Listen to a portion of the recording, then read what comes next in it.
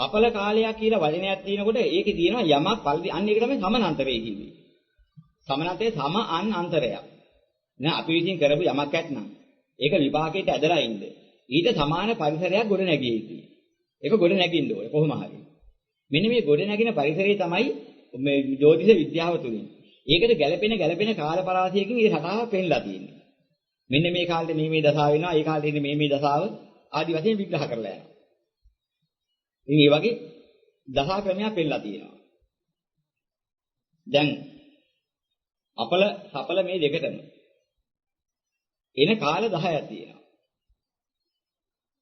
ආපු කාල 10ක් නිසා 10ක් ආපු වෙන දස ආව. දසයක් එන හැටි තමයි දසාව. දස කුසල කර්මයක් කර්මපතයක් කරපුවාම ඒ 10 ආව හැටි එක ඉරිසිවල 10 ආවේ මෙන්න මේ කාලවල මෙන්න මේ පරිසරයටයි කියලා. ඒ පටන් ගත්ත තැන පටන් 10 ආව හැටියට කාල 10 බෙදුවා. බෙදලා වෙලා එහෙනම් මෙන්න මේ කාලේ මෙන්න මේ 10න් ආපු හැටියට එනවා. 10 ආපු හැටියට දස ආව බෙදුවා. එතන දස ආව. දස පුණ්‍ය ක්‍රියාවලින් 10 එන කාලේ ඒකත් ඉන්නේ හොඳ පැත්තට. දස අකුසලයෙන් ඉන්නේ නරක පැත්තට. ඒක දෙකේ ඉන්නේ 10. එහෙනම් ওই දෙකේම දැන් ප්‍රාණඝාතයක් කරන්න පුළුවන් නරක පැත්තට දසාව. ප්‍රාණඝාත 10යි. 10න් එකක්. අබේදානිය දෙන්න පුළුවන් ඒ 10න් ප්‍රාණඝාතයේ මුල් කරගත්ත එකේ හොඳ පැත්තට. ප්‍රාණඝාතයේ මුල් කරගෙන ඉන්නව හිංගි හිංසායන යම් කාලයක් ඇද්ද? ඒ 10න් ඒකාපු කාලෙට කියනවා ඒ දසාව. 10න් ආපු එක. ඔය ආපු කාලේදී අපි කරලා තිබෙන හොඳක් හෝ නරකක් නෑ. දසාව හොඳයි දසාව නරකයි කියලා නම් කියන්නේ ඔය ක්‍රමයකට. එහෙනම් සියලු දසාවන් සියලු අයට නරක හැටියට පෙන්නලා නේ. සමහර කාලයක් එක්කෙනෙක් ගහ පිහිටීමනෝ හොඳයි. තෙනසුරුගේ දසාව කියනවා. තෙනසුරු දසාව නරකයි කියනවා. නමුත් තෙනසුරු දසාව හොඳ හිටපු කෙනාට කෙලවරක් නැතුව හම්බ වෙනවා. එහෙමත් ක්‍රමයක් තියෙනවා. ඒ කියන්නේ හෙනේට හුරු වෙන එන අනු විනාශයට හරියදු කරන ඒ කොටස ආපුහම අන්න ප්‍රාණඝාත දසාවක් ආවා. ඒ 10න් එකක් එනකොට ඒ විනාශයට හුරු වෙන පැත්ත වළක්වලා දීපු කට්ටියගේ එකක් එන්නේ ඒක හොඳ පැත්ත. දැන් යාට මාරක බාධක මැද්දේ මාරක බාධක වලින් වළක්වලා දීලා හොඳ පැත්තක් ලබා දෙනවා. තෙරසුරුගේ හොඳ කාලේ. ඒ වෙනත අපි කරලා තිබෙන මාර්ග බාධක නම් දීලා තිබුණේ. ඒ කාලේදී අපිට එනවා නරක පැත්ත. ඔය හැම එකකම ස්වභාවය ඒකයි. කුඩා දරුවා බොහොම චාරිත්‍රවත්ව, සුචාරිත්‍රවත්ව හදන්න පිළිසක් උනන්දු වෙනවා. කුඩා දරුවා දුසිරිතට ලක් කරන්න කට්ටියක් උනන්දු වෙනවා. දැන් බුද කියන්නේ පොඩි කාය කාලේ. පොඩි අයට ආධාර උපකාර කරපු කාලේ ස්වභාවය.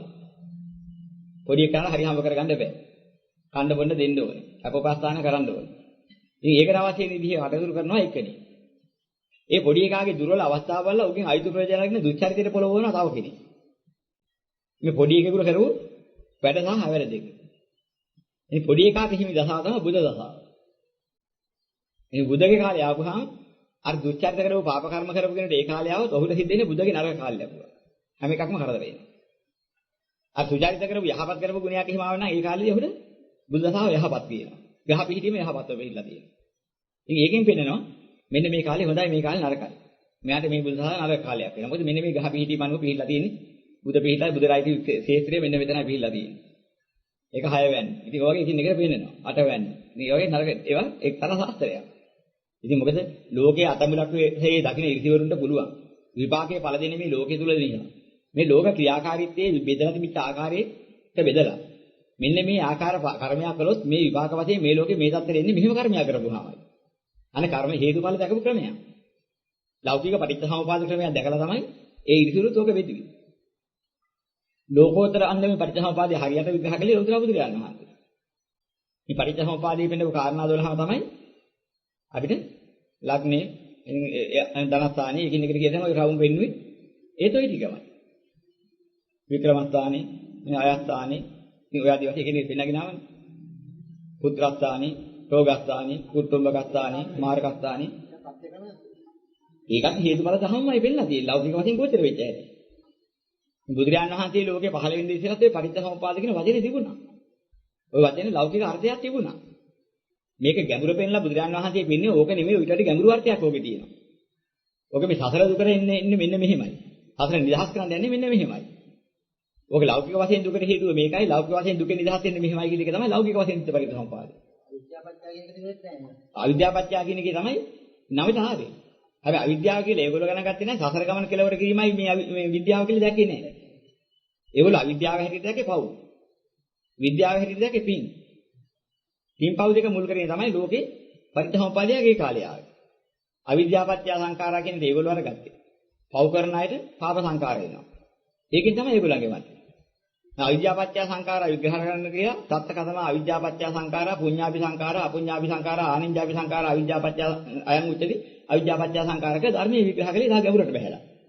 ඉතින්දී ඒගොල්ලෝ අර සංඛාර වලින් පුණ්‍ය සංඛාර හැටියට ගත්තේ ඒවා.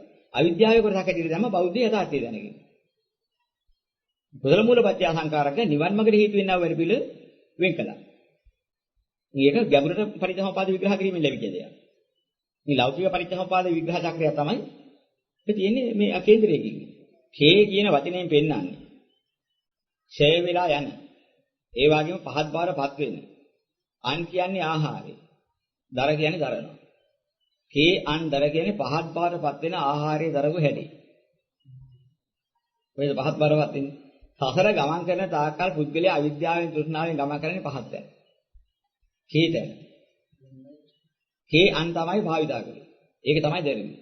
මේ කේ අන් දරාගෙන ඉන්න තාකල් කේන්දරින් බේරෙන්න බෑ. සතර සැරිසරන සියලු සත්ත්වෙටම කේන්දරයක් තියෙනවා. කවදා හරි ඔය කේන්දරේ පුච්චන්න ඕනේ. නිවන් දකින්න.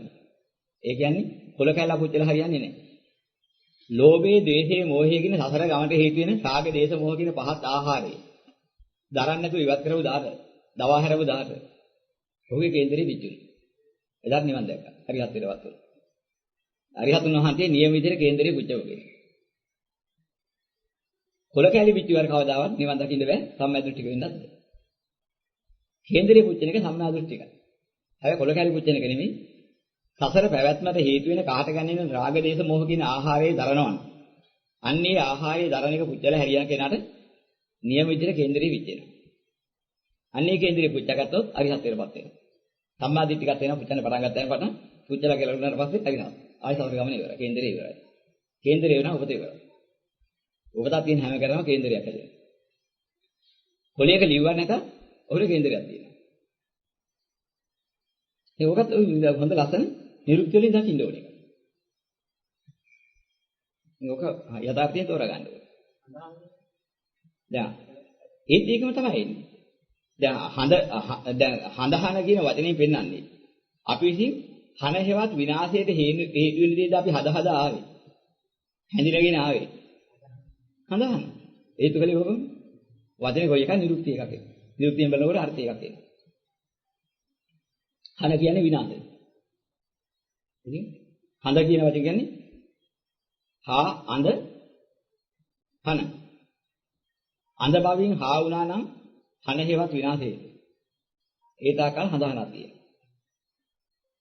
මේ හඳහන පිටුව ලෝභය අන්දයි, ද්වේෂය අන්දයි, මෝහය අන්දයි කුච්චල ඉවර කරලාට හඳහන පිටුව. ලගින්න දැන්. මේ කොහෙද läග්ගේ මෙච්චර කල්? läග්ගේ යම් තැනකද ලග්නේ ඒක. පෙර භවයේ මරණාසන්න වෙනකොට කොහෙද läග හිටියේ? läගපු දෙයට අනුකූලව läගපු දෙයට ලග්නය කරගෙන ඉතින් උපදිනවා. ඒක ලග්න වෙලා උපදිනවා. ලගින්න දැන්. ඉතින් එයා උපන් වෙලාවේදී ඒක අරගෙන බලපුවාම ඉස්සරහා උපන් කොටුව බලපුවාම ඒකේ යම් ග්‍රහචාරයක ලක්ෂණයක් පිළිලා තිබුණාද? එයා läගලා තින්නේ බඳු ගති ලක්ෂණේ. ඒ ගති ලක්ෂණේ මොනවද ග්‍රහණය කරලා තියෙන්නේ? ග්‍රහණය කරපුවා තියෙනවා. ඒක නම පිටු ග්‍රහයක්. ග්‍රහයගෙන් බලා ගන්නවා එදා ග්‍රහණය කරගෙන හිටපෙක. යමක් ග්‍රහණය කරන්නේ යම් ස්වභාවයක läගලා හිටියන. ඒ ස්වභාවය ඔතන පේනවා. ඔව්. ලග්නය සහ ග්‍රහය. දැන් ඒ දාලා තියෙන එකට පෙන්ලා තියෙන්නේ ලෝකෙ තිබිච්ච හැඩතලයක්. දැන් යම් කිසි ග්‍රහ වලල්ලා තියෙනවා නම් ග්‍රහ චක්‍රය පිළිපුවාම ග්‍රහ චක්‍රයේ දිහා බලනකොට ඒකෙන් දැర్శණය වුණා යම් කිසි සතෙක්ගේ රූපාකාරය. ඒ රූපාකාරයේ බෙල්ලයිදී ගති ලක්ෂණයක් තියෙන නිසා. දැන් මකර කියන වචනේ දැන් අද අරගත්ත අපි දකින්න නැති සතෙක් නෙවෙයි කියන්නේ. අපි දැක්ක නැද්ද සතු නෑ කියන්නේ කොහොමද? ඔය විදිය කියන්නේ. එකේ කාලවල එකේ ಜಾති සතු විදලා තියෙනවා. මේ සතුන්ගේ ගති ලක්ෂණ. ඒ läග පිට නැහැ. ඒ කියන්නේ රාශිය තියෙනවා. රා කියන්නේ සැරිසරනවා. ආශිය කියන්නේ ආශ්‍රය කරපු. අපි සැරිසරමින් කොහෙද ආශ්‍රය කළේ? ඒක තමයි රාශිය. මේ ලග්න රාශිය. ආශි රාශි. සැරිසරීමේ සඳහා ඇසුරට ගත්තේ රාශිය. läග්ගේ එතන නම් ඒක ලග්නේ වෙනවා. නොයේ රාශිය වල අපි සැරිසරනවා. ඕකේ එකක ලගිනවා. ඒකම සම්පූර්ණ සංඛාර විග්‍රහයක් ඔය තියෙන්නේ. ඒකයි. අවිජ්ජාපත්‍ය සංඛාරා කියන එක තමයි අපි රැස් කරගත දෙන රාශිය. අනික තමයි läග්ග දෙන. ඒක තමයි ලග්නේ වෙන්නේ. මේ ලග්නේ දකින්න පුළුවන් පෙර භවයේ කෙබඳු සංඛාරයක් ගොඩනගලාද මෙතෙන් ආවේ. හරියට කියන දේ හදා ගන්න පුළුවන් නම් දැනගත්ත හැකි පෙර භවයේ කරලා තියෙන වැඩ පිළිවෙල. මෙන්න මෙහෙම එකක් වල තමයි මෙන්න මේක ග්‍රහණය කරගත්ත උන් ගති ලක්ෂණ නිසා තමයි මෙතෙන්ට ආවේ. මේක හරි ගැඹුරු විග්‍රහ ලෞකික විග්‍රහ. ඒක නිවන් දකින්න අවශ්‍යව නෙමෙයි. නමුත් මේවා තේරුම් ගන්න වැදගත්කමක් තියෙනවා මේ බුදුදහම කියන්නේ. නිවන් දකින්නම තියෙන එකක් නෙමෙයි සියලුම ලෞකික ලෝකෝත්තර සියලු ප්‍රශ්න විසඳපු එකක්. පටිච්චසමුප්පාදය කියන්නේ. හර සම්පූර්ණයි.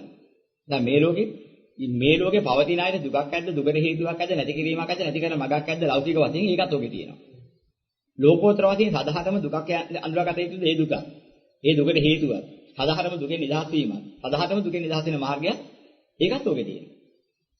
ඒ කාරණා දෙකම පටිච්චසමුපාදෙට තියෙනවා. මේ පටිච්චසමුපාදයෙන් තෝරගත්තාම මේ මුළු ලෝකෙම ජීවත් වෙලා ඉන්න කෙනාට ලෞකික අභිවෘද්ධියක්. ඒ වගේම මෙතෙන්දී නිවන. ඒ වගේම මේ දෙක අතර තිබෙනා වූ යම්කිසි සුගතියක් ඇතනම් සුගතියට යන හැටි දෙදෙන පවත්වන හැටි. මේ සියල්ල පිළිබඳව ප්‍රශ්න වලට උත්තර ටික ඔක්කොම තියෙනවා පරිත්‍යාගපාදේ. තෝරා ගන්න බැරි කමයි තියෙන්නේ. ඔයින් අහ කරපු ධර්මයක් කතා කරන්න දෙයක් විද්‍යාවක් ලෝකේ. ලෝකේ සෑම විද්‍යාවක්ම පරිත්‍යාගපාදේ තුනේ කතා කරලා. හැබැයි එන්න මහා සාගරය වෙන්නේ පරිත්‍යාගපාදේ කිව්වේ ඒකයි. නුවණේ මට්ටමට තමයි පරිත්‍යාගපාදයෙන් ඒවා වටහා ගන්න පුළුවන්. ඒකයි ඥාන මට්ටම. දැන් මුල හදාගත්ත හැටි පේන හරිය පේනවා. ඔව් ඒකයි. ලෞකික වශයෙන් පිරිසුදුභාවය දැක්කා. ලෝකෝත්තර පවිත්‍රභාවය විද්‍යාවක් කියන්නේ. ලෞකික පැවැත්ම අරයි යනකොට ලෝක සත්‍යය ගෙනියන ක්‍රමයක් තියෙනවා. දැන් ලෝක සත්‍යය මේ ලෝක පරිේශනය කරනකොට රාග, දේශ, මෝහසහගත පරිේශනයක ඉදිරියයි ඉන්නේ. දැන් මේ ලක්ෂණ තියෙනවා එක එක සතාගේ ස්වභාවයෙන් මේ ලෝක සත්‍යය සැරිසරන ක්‍රියාකලාපයේ ගෙනියන ක්‍රමය. දැන් මේස රාශිය කියලා අපි එකක් කියනවා. ඔහු ඇසුරු කරලා තියෙන්නේ. එළුවගේ වැඩපිළිවෙල. මොකද උගේ ස්වභාවය හැමතැනම ඕනම කරකස ඕනම තැනක යන්න පුළුවන්. ගිහිල්ලා පළදාව කොළදාව කඩාගෙන කනවා. මේ තමයි එළුවගේ ස්වභාවය. මෙන්න මේ වගේ ඕනම තැනක මේ ලෝකේ ගැන කඳු හේල් ගැන පරීක්ෂණ කරමින් එක්තරා පිරිසක් නිතරම ගැවසෙනවා අර එළුවා වාගේ වැඩ කරමින්. මොකද පරීක්ෂණ කරන්නේ? අනික් කෙනා පැත්ත දාලා තමන් පළවෙනි වෙන්න පරීක්ෂණයක් කරනවා. පරීක්ෂණ වලට මුල ඕකයි. හැමතැනම පරීක්ෂණ කරන්නේ ලෝකේ අනිකට වඩා ලොක්කෙක් වෙන්න ක්‍රමයක් හොයාගන්න. අනු එළනවා. මානයක් හදාගන්න. අන්න එළු මානෙ. එළු ගතියෙන් කටයුතු කරන පුද්ගලයා ලෞකිකත්වයේ තුල තියෙන රාග දේශ මොහයන්ට කොටු වෙලා කරන කටයුත්තක එක්තරා පිරිසකගේ වැඩ පිළිවෙලක්. හැබැයි මේක කිව්වේ ඔබට. අන්න අපි මේ සතර පැවැත්මේ අල්ලාගත් එක රාශියක්. තව කෙනෙක් මොකද කරන්නේ මොන හරි ශාස්ත්‍රීයකත්වයේ බලාගෙන සුඛෝපභෝගී වෙන්න වැඩ කර ගන්නවා. වෘෂභ කිව්වේ කිරිහරක. කිරියෙල දෙන්න වෘෂභ කියනවා. අන්න වෘෂභ කියන ගති ලක්ෂණේ අරගෙන ශාස්ත්‍රීයකත්වයේ ගොවිතැන්පත් ඕවෙන් අරගෙන ජීවුණා කියලා සැපසේ ජීවත් වෙන බලාපොරොත්තු වෙන තව කොටසක් වැඩ කරනවා. ඒකත් ලෞකිකයි. මේ වෘෂභ ගති ලක්ෂණ. වෘෂභ උපමා කලේ ඒකයි. හරකගෙන් ගන්නෙ ඒවා බැලුවා. ලගිනවා මඩේ. එහෙම නැත්නම් පහත් තැන් වල කනවා. කාලා හිටන් සුඛෝභෝගීව ඉන්න කිරිටිය ගන්නවා. හරේ කාපු ගති ලක්ෂණ ඒකත් ගැලපෙනවා. ඉතින් අන්න අපි ලැබුවේ තව තැනක්. ඒකේ නම් ලැග්ගේ අපේ ලග්නේ වෘෂභ ලග්නේ වෙනවා. අර පරිේශන මට්ටම කෙල්ලගල ගලන් සංසාරේ හිටියේ පෙර භවයේ හිටියේ එයාගේ ලග්නේ මේස ලග්නේ වෙනවා. ලැබෙමෙතන. ලැබෙමෙ හොයාගන්න. තව කොටසක් ඉන්න උන්ට වෙන එකක් අත්තන උන්ට ඕනේ මයිතුනේ. මයිතුනේ හොයා පස්සේ යනවා. එහෙම ජීවිතයක් ගත කරනවා කට්ටිය. ඒ ගති ලක්ෂණ තමයි läගගෙන මිතුන උනේ. තව කෙනෙක් ඉන්න කවුරු මොනවත් කරන්නේ තමන්ගේ ගමන යන්නේ තමන්ට ඕන විදිහට නමුත් හරි මගට නෙමෙයි හරහට යන්නේ. වැරදි වැරද්ද. හරස්කම යන ගති ලක්ෂණය තමයි කටක. ඔකට හේතුව හැම වෙලෙම තමන්ගේ හිතේ තියෙන කැමැත්ත. තමන්ගේ කැමැත්ත ඉඩ දුන්නාම ඇත්ත කොච්චර තිබුණත් කෙලින් යන මාර්ගය හොයාගන්න බෑ. කෙලින් යන මාර්ගය අවංකයි පිරිසිදුයි. නමුත් කාමසහගතයි, ඇදයි හරස් මාර්ගය.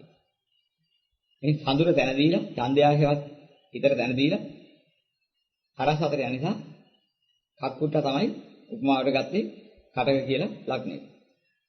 ගති ලක්ෂණය දුන්නේ සඳුට. මේ කටකේට සඳු අදුක. අයකට ගත්ත ආකාරය. මේ හේතු පූජාධිපති. පූජා කියන්නේ තරංකාරී, තරංකාරී. අයුධයන් හටන් කරන්න අනිකත් ඈ ගන්න තමයි කඳු හේල් පහු කරගෙන අරවා මේ ඔය පරිච්ඡේද කර කර හැමතාම ගත කරන්නේ ඔබට. සත්න මුල් කරගෙන. මේක පූජටයි. එන හැටි වань එකින් එක අරස් වෙලා යන හැටි. මේ වෘෂභ කියලා කියනවා සැප සම්පත්. සැප සම්පත් සිගුරුටයි. මේ වෘෂභ රාශිය සිගුරුටයි. ගති ලක්ෂණ අනුව රාශි බෙදෙන හැටි. බුධ හැමිලීම දැන් මිතුන කියන්නේ මෛතුන සේවනයේ දරුවත් එක්ක සම්බන්ධයේ දරු පරපුර සම්බන්ධයයි මෛතුනයි දෙකේ ආසන්න සම්බන්ධතාවය කොහොමද තියෙන්නේ? මෛතුනේට ගියොත් හම්බෙන්නේ දරුවෝ. දරුවාගේ සම්බන්ධ දරු ගති ලක්ෂණයට සම්බන්ධයි ධාරක ප්‍රේමයත් මෛතුන සේවනයත් ඔය ඔක්කොම බැරින්නේ ඒ හැඟීම් බර පැත්ත. ඒ පැත්ත නිසා මිතුන බුදරයි. අනේ ගති ලක්ෂණ. හරක හැඟීමට අදිනා සඳුටයි. ඊට සිංහයා වගේ ජීවත් වෙන්න තව කට්ටියක් බලනවා ලෝකේ මහ ගරණාදී කරන ලොක්කමට තේජස් පතුරු වගේ. ඒ මේ ලෞකිකත්වය තුළ තව වැඩි වෙන්න හැදෙන ක්‍රමය. ඒක තමයි රාශිය සිංහයා වගේ ඉන්න හදන. ඒක තේජස්වී රවිටයි.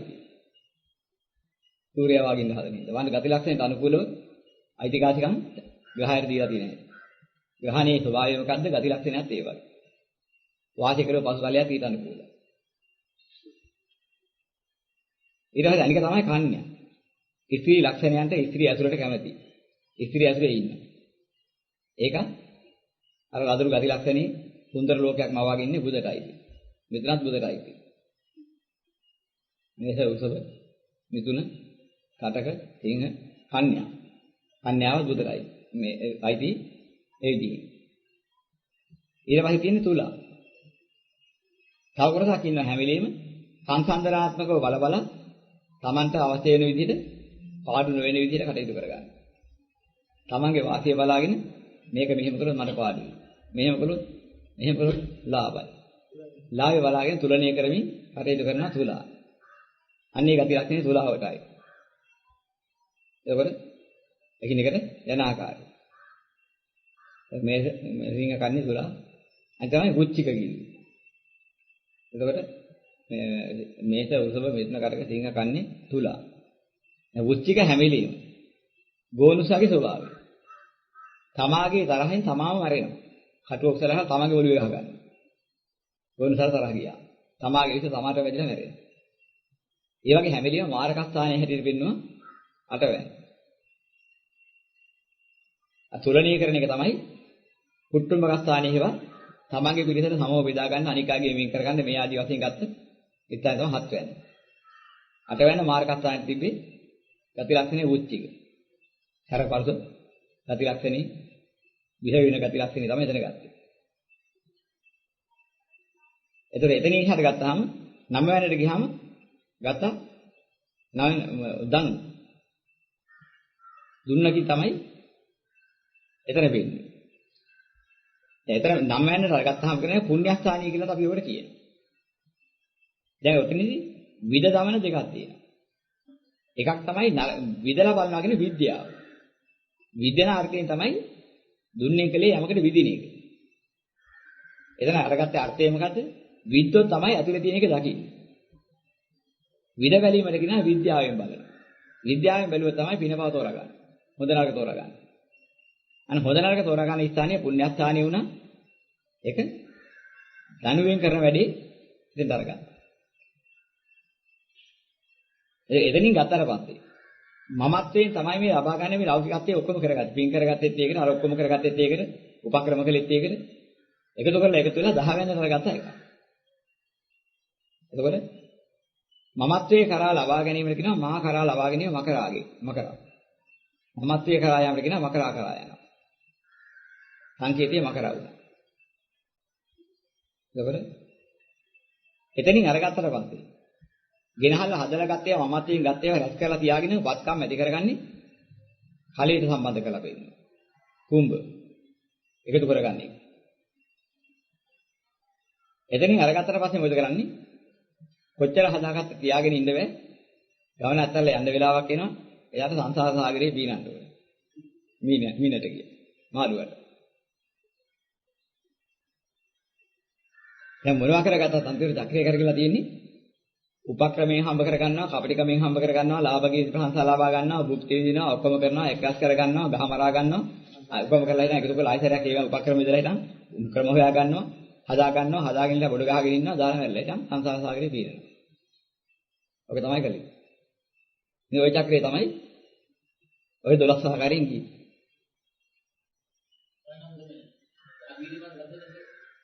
ලෝක සත්‍යයගේ සැරිසරප ක්‍රමයේ මේක නිසා කවදා හරි මේ සක්වලක් හැදිලා හටගන්නේ මේ ග්‍රහ පිහිටිය. වෙන එක පිහිටන්න විදියක් නැහැ. ග්‍රහ පිහිටීමට හේතුව අපි කරපු ග්‍රහණය න ะ. ග්‍රහණය කලේ අපි ලෝක ධර්මතාවයට අනුව න ะ. අනන්ත අප්‍රමාණ සංසාරයේ පටන් වෙන ක්‍රමයක් අපිට තිබුණ නැත්නම් අපි හොය හොයාගෙන ගියේ ওই ක්‍රමයේ තුල න ะ. අපි යන්නේ දැනුත් ඒ ක්‍රමයේ මතු යන්නේ ඒ ක්‍රමයේ තුල. එහෙනම් ওই ක්‍රමයේ තුල පෙරත් ආව නම් පෙර තිබුණ චක්‍ර රටාවම තමයි දැන් යන්නේ. දැන් ඒක නම් ඒ රටාවමයි දැන් තියෙන්නේ. මතු අපිට යන්න තියෙන්නේ ඒ රටාවේ නම් මතු කවදාරි හට ගන්නවා නම් හට ගන්න තියෙන චක්‍ර රටාව ගහ චක්‍රයේ විදියට. වෙන එකක් හට ගන්න බෑ. ඉතින් ওই රටාවම හට ගන්න ඕනේ. ඒ කියන්නේ එක එක සත්වයාගේ හැටි. මනුස්සයාට නෝ දැන් දසමාසයක් කියලා කිව්වත් ඒත් ඒ වගේදී. ඔය එකම තියෙන්නේ උතන. ඒ විස චක්‍රයේ ග්‍රහණය කිරීම නිසා හටගන්න චක්‍රයේ හැටි.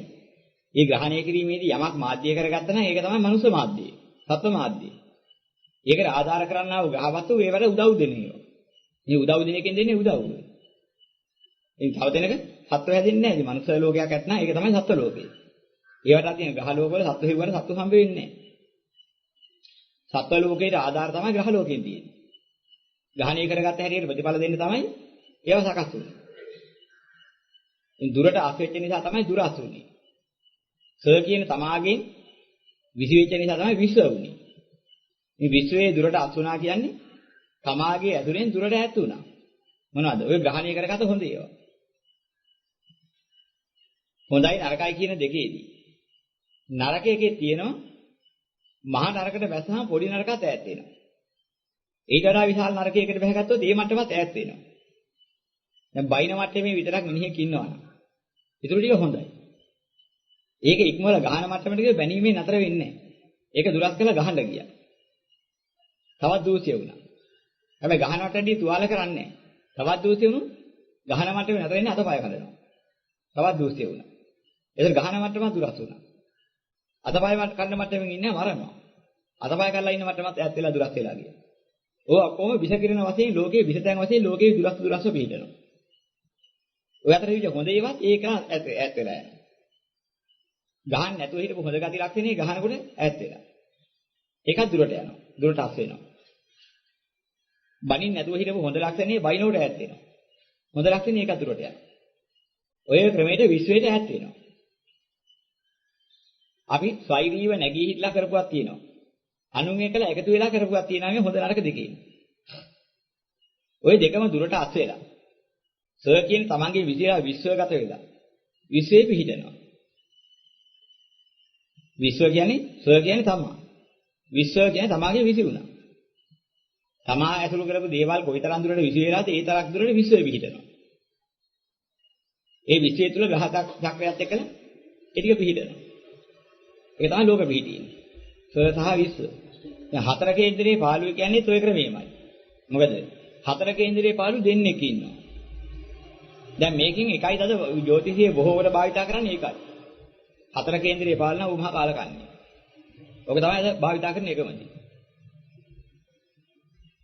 දැන් එක්තරා මහත්තයෙක් දවසක් කේන්දරයක් ගෙනහල්ලා ගම්පහ වැත්තේ මහත්තයෙක් මට දීලා කිව්වා මේ කේන්දරය කියන්නේ මම ඉතල මහල්ලා නැහැ මොකද හිතෙන්නේ කියලා.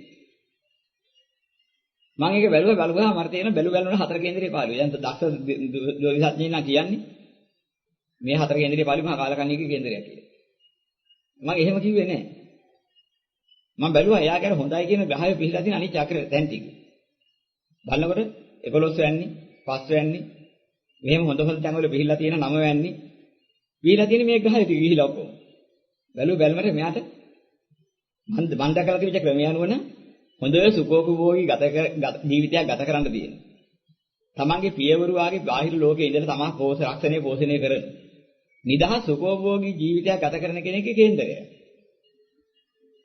මම යාට කියනවා මේ බුද්ධිලා සාමාන්‍ය කෙනෙක් නෙවෙයි. අනික් අයට වඩා බොහෝම විශේෂ ඇති පුද්ගලෙක්, මහ වාසනාවන්ත පුද්ගලෙක්. අනුන් හරි හම්බ කරලා දෙනවා පියෙකුට වාගේ දරුවෙකුට වාගේ සැලකමින් අනික් අයගේ සැලකුම් ලබන මෙන්න මේ සුඛෝපභෝගී ජීවිතයක් ගත කරන જાතිය කෙනෙක් වෙන්න ඕනේ මේක. නැක මේ කොහොමද ඒක කිව්වේ? අර වෙන එකක් ඕනේ නැහැ. මේක මෙච්චර කාල මේ කේන්දර බලන කෙනෙක් නොකියපු දෙයක්. ඕකේ මොකුත් පේන්නේ නැද්ද මහත්තයාට මේ කියලා වයින් අහනවා. ඔය හතර පොළ ගැන. මොකද පේනවා. කවුරුවත් ඇහුණා කියන්නේ මේ හතර කේන්දර පාළුවේගේ කේන්දරයක් මෙහා කාලකන්ණිය කියන්නේ. හරි හරියටම හරියටම තමයි මට ගිය තැන් වල කිව්වේ. නෑ ඒකයි මෙහෙත් බලන්න ආයේ. මම මේ ජෝතිය පිළිගත්තේ නෑ. ඔය කතාව උඩ. දැන් මට ඒ මහා ප්‍රශ්නයක් මතුවුණා. දැන් ජෝතිය පිළිගන්න වෙනවා. මොකද පිළිගන්න වෙන්නේ? මේක මේ කියපු කාරණේ අනුව මේ කාලකන්ණියෙක් නෙමෙයි බව ඇත්ත. මෙයා හොඳ දැනීමක් ඉගෙනීමක් ඇතුව හිටපු කෙනෙක් ඇමරිකාවේ ඉඳලා ආපු එක්තරා සුද්දෙක්. මේ ඉස්කෝලේ යන කාලේ මෙයාගේ මේ ස්පෝර්ට් මීට් වැනි දෙල්ල මොකද මෙයා පළවෙනි තැන ක්‍රියාත්මක වෙන හැටි දැකලා මෙයා කලිසරකම දැකලා. මෙයා කෙරෙහි බොහොම හිතවැටලා තමන්ගේ දරුවෙක් හැටියට හදාගන්න දෙමව්පියන්ගෙන් ඉල්ලාගෙන මුළු කෝටි ගානක දේපොළ ලියා දීලා මෙයාට එයාගේ දරුකම තියාගෙන. එක ගිහින්. දැන් මේ හදලා තියෙන මාලිගාවක් ආගියක් ඒ රට තාත්තට කියලා එයා කියන්නේ. ගමේ මේ ලංකාවේ තාත්තයි රට තාත්තයි. ඒ ළමයා කතා කරන්නේ ඒ දෙන්නට තාත්තා කියලා. ඔය විදිහට. දැන් ඒ තරම් මහා විශාල ධනස්කන්ධයක් මේ ළමයාට ලැබිලා සුඛෝභෝගීව ජීවත් වෙනවා. කිසි අමාරුවක් ලෙඩක් දුකක් නෑ. ඉතින් ඒතර කියලා දැන් මේ කේන්දරේ විශ්වාස කරන මට දැන් තියෙන ප්‍රශ්නේ. මේ හතර කේන්දරේ පාළු කේන්දරේ වල්ලා මාත්‍යා කොහොමද එහෙම එකක් කිව්වේ? දැන් දැනගන්න විදියකුත් නෑ මං ගැන. මේ ළමයා ගැන දැනගන්න විදියකුත් නැතිව මට විශ්වාසයි. කිව්ව රටාව මොකද්ද? ඊට මම විග්‍රහ කරලා දුන්නා. මේ හතර කේන්දරේ පාළු වෙන ක්‍රම දෙකක් තියෙනවා. එක පුද්ගලයෙක් ඉන්නවා මේ ලෝකෙ මෙන්න මෙහෙම කෙනෙක්. ලග්නෙන් පෙන්වන්නා වූ යම් දෙයක් තියෙනවා තමා විසින් තමාගේ පැවැත්මද, තමාගේ යහපතද, තමා ගොඩනගාගෙන ඉන්න ස්ථානයක් තියෙනවා. යම් පුද්ගලයෙක් තමන්ගේ අසත්පුරුෂ නම් කාලකන්නිනා. ඒ පුද්ගලයා තමන් ඉන්න තැන ගැන කිසිම දැකීමක් නැතුව ජීවත් වෙනවා. අනුන්ට යහපතට තමන් ඉන්න තැන හදන්නෙත් නැහැ. තමන්ගේ ගෙදර ඉන්න අයට සලකන්නේ කරන්නේ ඒවා කරන්නේත් නැහැ. උදව් උපකාරයක් කරන්නේත් නැහැ. සත්‍විකත්වයක් බලන්නෙත් නැහැ. ඔය තියෙනවා විනාශ කර කර ජීවත් වෙනවා ගෙදර තියෙන්නේ. ගෙදර වඩුමුට්ටු විකුණනවා. හරක් ගහනවා මොන හරි මත්පැන් බොනවා. දුරාචාර වලට යනවා. ඔහොම ජීවත් වෙනවා. ඒතර එයා හරි හම්බ කරන්නේ නැහැ, රස්සාවක් කරන්නේ නැහැ, මොකුත් නැහැ තියෙනවා විනාශ කර කර ඉන්නවා. දැන් පළවෙන්නත් විනාශයි, හතරවෙන්නත් විනාශයි. පවුලේ ඉන්න අයට මහා කරදරයක් කරනවා මිස පවුලේ අයට කිසිම උදව්වක් උපකාරයක් කරන්නේ නැහැ, හත්වෙන්නත් විනාශයි. එයා මොනවද හදාගෙන කරගෙන ඉන්නේ ඉනිරියෙන් දැන් නැති කරලා ඉන්න කාලකන්ණියෙක් නිසා 10 වෙන්නත් විනාශයි. එයා මේ ග්‍රහණය කරන්නේ නැතුව හිටියා මේ හතර පොළොව. හැබැයි හොඳට නෙමෙයි අසත්පුරුෂකමට, නින්දිසකමට, තුච්චකමට. මෙන්න මෙයා ගිහිලා උපන්නොත් ඔය හතර පොළොව පාළු වෙලා ග්‍රහණය කරගත්තේ නැතිව කාලකන්ණියෙක් කියලා උපදිනවා. කරෝපාපේට විපාකේ වගේ. අන්න හතර කේන්දර පාළු කාලකන්ණිය. තවත් කෙනෙක් ඉන්නවා. පින්දහම් කරමින්, ගුණදහම් වඩමින්, අලෝභ, ආදේශ, අමෝහ සහගතව ජීවත් වෙනවා. ඒ ජීවත් වෙන පුද්ගලයා ගෙවල් වල තියෙන වැඩ අනික ඕන කෙනෙකුට කරගන්න කියලා නිදහස දීලා. තමා නිදහසේ පින්දහම් කරමින් ජීවත් වෙනවා. එයාත් ළඟින් දෙන අල්ලාගත්තේ නැති කෙනෙක්. ඒ වගේම එකතු කරගෙන හරි හම්බ කරගෙන ජීවත් වෙන යමක් තිබුණා. එයා මට රැකී රක්ෂා ලොකු නෑ. මට ඊට තමයි නිදහස් සෝයේ ලොකුයි. පින්දහම් කරගෙන තනතිල්ල ඉන්න එක ලොකුයි කියලා. ඒකට තන දෙනවා. එයාත් හතරවෙනි ග්‍රහණය කළේ නෑ. පෞලි අය සමග සමගිය සමාදානයේ විනෝදයේ වින්නාට වැඩි. බුදකලා විවේක සිල් සමාදන් වෙන එක මේ ආදි වශයෙන් ජීවත් වෙන එක මට ඊට වඩා ලොකුයි. යා කුටුම්බගත ඉස්සානේ අල්ලගත්තෙත් නෑ. ඒකෙනුත් මෙතන. අනේ මගේ කීකේ ගොඩ ගහගෙන ඉඳලා මට ඇති වැඩකුත් නෑ. 10 වෙනි ඉස්සානේ අල්ලන්නේවත් ගහණේ අත්හැරියා. එයා ඔය හතර ඇත්තරලා මහා පින්කලක් වශයෙන් ජීවත් වෙනවා. මෙසේ ජීවත් වෙන කෙනාගේ උප්පත්තියේදී ඔය හතරේ ග්‍රහය නැතුව උපදින. හැබැයි මහා පිනට පහළ වෙච්ච ග්‍රහ පිහිටීමක් ඒක ඒ නිසා යාට අසීමිතව ලැබෙන සුඛෝභෝගී සියලු ආකාරයෙන් පුරන යහපත් ජීවිතයක් ගත කරන්න ලැබෙනවා. ඔන්න ඒ කාරණා දෙක බලපුවම ඔබ තේරුවා ගන්න. අන්න අර හතර කේන්ද්‍රයේ ගහයු නැති අයගේ ගහණිය කරපු අසත්පුරුෂ තැන්වල පිළිලා තිබුණා. එයා කාලකන්ණි ජීවිතයක් ගත කරලා තියෙන කෙනෙක්. ඒ වගේම යහපත් ඇත්තට ජීවත් වෙලා හිටියෝ. ඒ ගහයු ටික පිළිටනවා යහපතට පිළිටන අනිත් ස්ථානවල. අන්න ඒකෙන් තෝරා ගන්න ඕනේ. එයා මහා පුණ්‍යවන්තයෙක් හැටියට හිටපු කෙනෙක්. ඒකයි ක්‍රම දෙක. ඉතින් හතර කේන්ද්‍ර පාළු ක්‍රම දෙක ඔන්නෝකින් තෝරා ගන්න ඕනේ. ඔයකින් ලෞකිකත්වයේ තුලත් ඒ හේතුඵල න්‍යාය තුල හොඳට පැහැදිලි. ඉතින් ලෞකික වශයෙන් ලෝකෝත්තර වශයෙන් පරිත්‍යාසම්පාද දහම් න්‍යාය සියල්ලටම පොදුයි. සියල්ලම සංකතයි පරිත්‍යාසම්පන්නයි කිව්වේ ඒකයි. සංකත නොවන පරිත්‍යාසම්පන්න නොවන කිසිම දෙයක් මේ ලෝකේ පහළ වෙන්නේ නැහැ. එහෙනම් දුක හට ගන්නේවත් සැප හට ගන්නේවත් ලෞකික සියලු දේ සංකතයි පරිත්‍යාසම්පන්නයි. එහෙනම් පරිත්‍යාසම්පන්න රටාවෙන් අපි විග්‍රහ කරන්න පුළුවන් වෙන්න ඕනේ. ඒ දේ පරිත්‍යාසම්පන්න වෙන්නේ කොහොමද? ඒතර මේ ලෝකේ තියෙන සියලුම දේ පිළිබඳ යථාර්ථයන් දැනගත්තා. මේ තුලින් අපිට වැදගත් නිවනට යම. ඒ ටික හොයාගත්තාම අපිට නිවන් දකින්න ඇති. නමුත් මේ ලෝකෙම පරිත්‍යාසම්පන්නව හැදිලා තියෙන ආකාරයේ පරිත්‍යාසම්පන්න ක්‍රම හතක් තියෙනවා. පටිච්චසමුප්පාදයේ සාගරයක් වාගේ කියලා දේශනා කළා. මේක මේ එකම ක්‍රම රටාවක එකම අදහසක් පෙන්වන්න පින්නපු පුංචි කොටසක් නෙමෙයි.